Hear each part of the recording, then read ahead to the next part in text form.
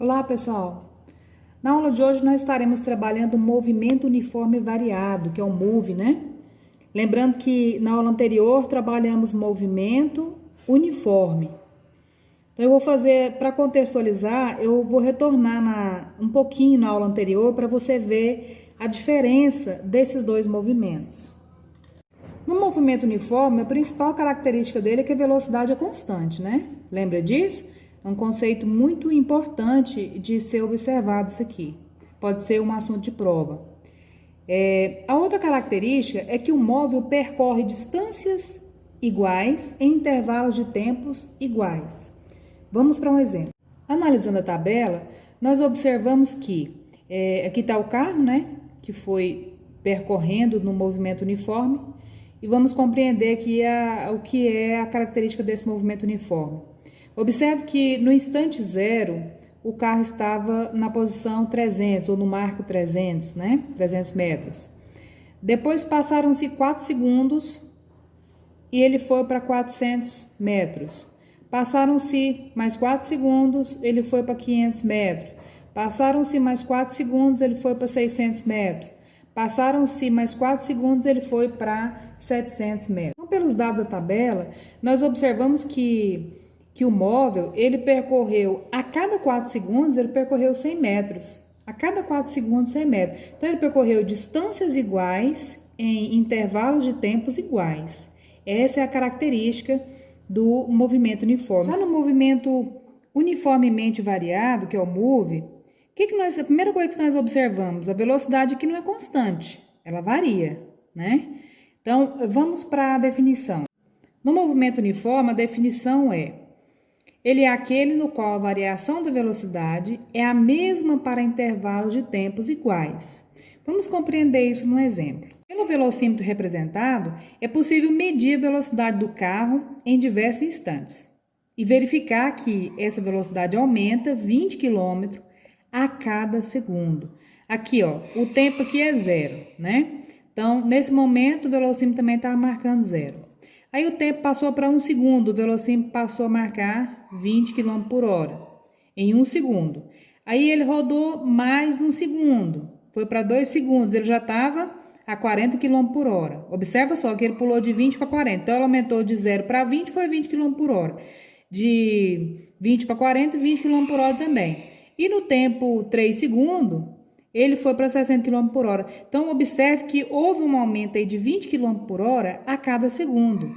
Isso caracteriza que a variação dessa velocidade, ela foi a mesma para intervalo de tempos iguais. Observe que os intervalos de tempo aqui é 1 segundo, né? E a variação da velocidade, ela foi a mesma a cada intervalo de tempo. Então, essa é a característica principal do movimento uniformemente variado. Claro que dentro do movimento uniformemente variado, nós temos a aceleração média, né? Na aceleração, nós sabemos que acontece aí a mudança de velocidade. Então, a regrinha da aceleração média, ela é bem parecida com a da velocidade média.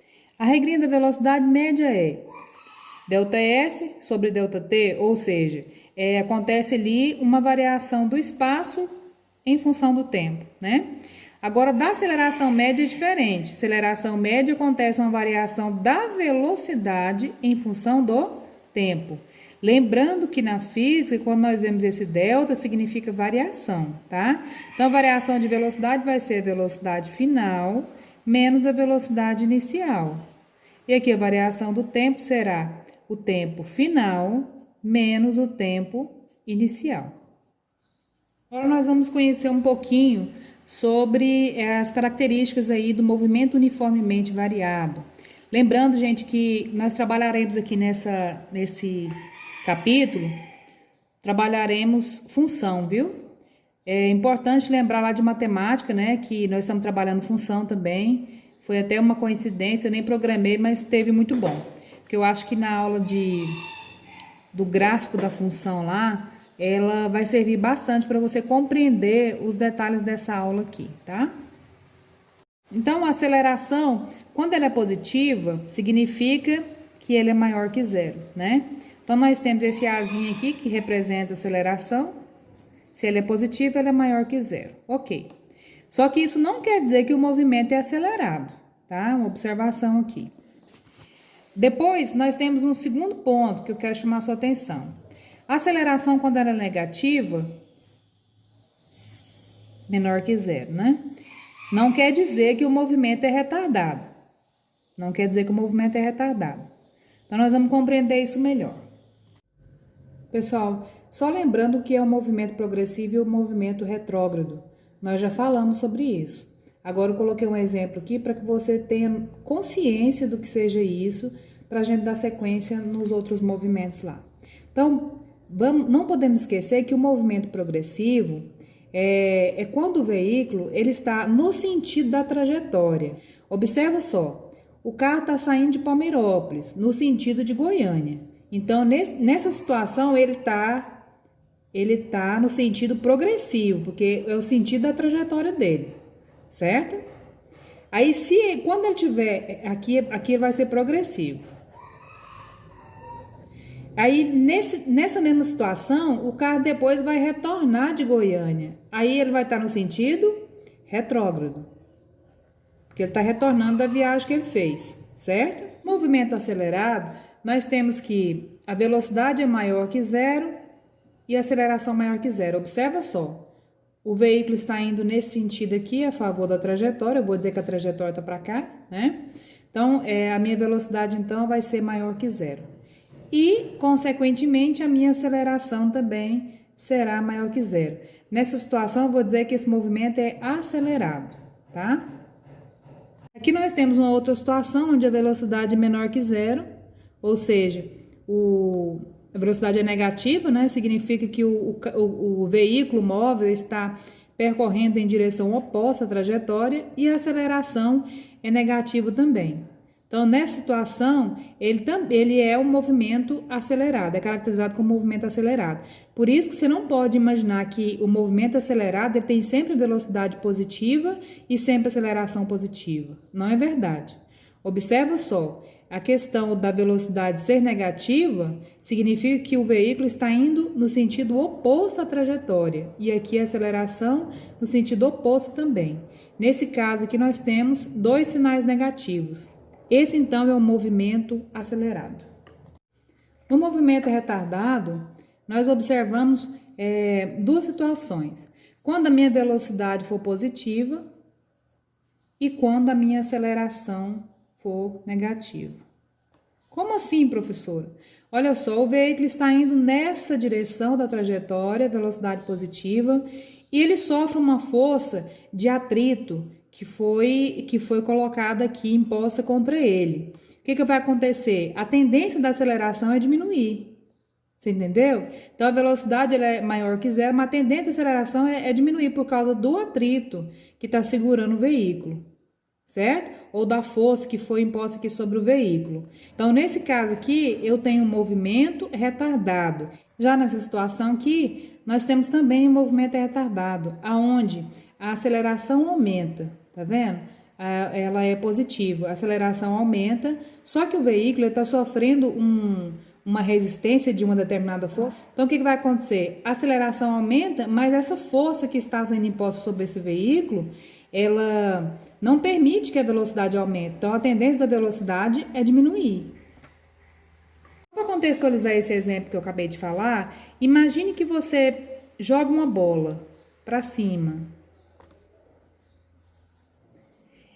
Você vai jogar essa bola ou um objeto qualquer, você joga para cima, a tendência da aceleração é aumentar, só que a tendência da velocidade é diminuir. Quer dizer, você impôs uma força aqui, jogou o objeto para cima, houve uma aceleração para que esse objeto chegasse lá, mas a tendência da velocidade que ele vai adquirir, ela vai diminuindo. Por quê? Ele vai subir até determinado ponto, chega um ponto lá em cima que a velocidade é zero. Né? Então, no momento que essa velocidade for zero, a tendência dele será descer. Então, nesse caso aqui, a minha aceleração aumenta e a minha velocidade diminui. É o que nós chamamos de movimento retardado.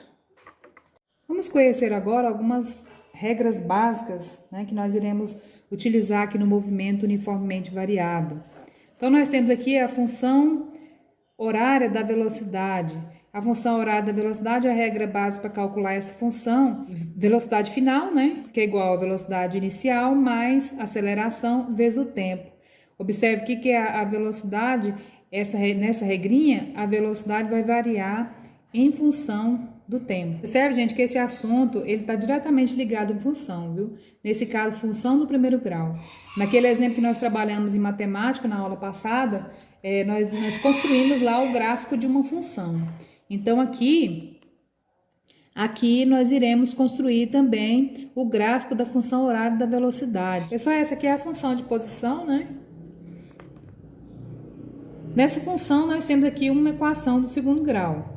Lá na função de posição do movimento uniforme, essa aqui é do movimento variado, mas do movimento uniforme nós aprendemos, nós tínhamos uma função do primeiro grau. Qual que é a característica principal da função do primeiro grau? Quando nós desenvolvemos o gráfico, nós encontramos uma reta, né? Nós aprendemos que a reta é assim, nesse sentido, ou então, se a velocidade for negativa, assim, não é isso? Nós aprendemos isso. Aqui é negativo, aqui é positivo.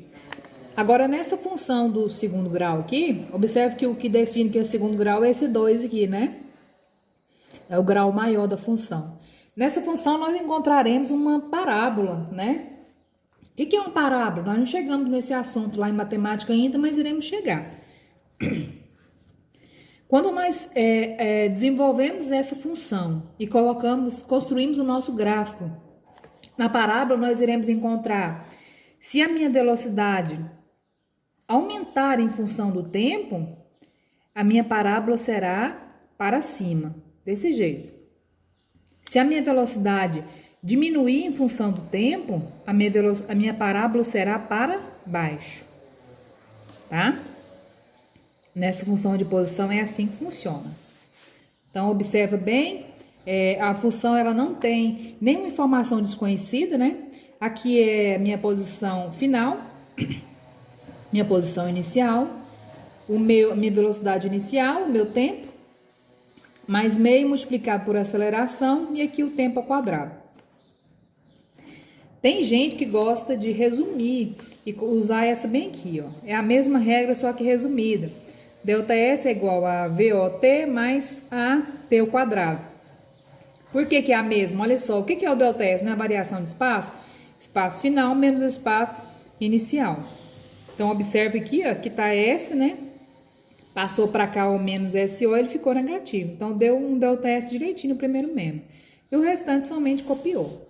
Se você preferir, assim, para memorizar, se achar que for mais fácil, pode memorizar essa aqui. Por último, nós temos a função da velocidade, que é a equação de Torricelli. Aqui eu tenho o V ao quadrado, que é igual a VO ao quadrado, mais 2A multiplicar por ΔS. Eu sei que todo mundo já compreende o que significa cada item desse, né? Lembrando que Torricelli foi um físico italiano responsável por importantes invenções e descobertas científicas do século XVII. Então, esse nome Torricelli aqui é em homenagem a ele, tá bom?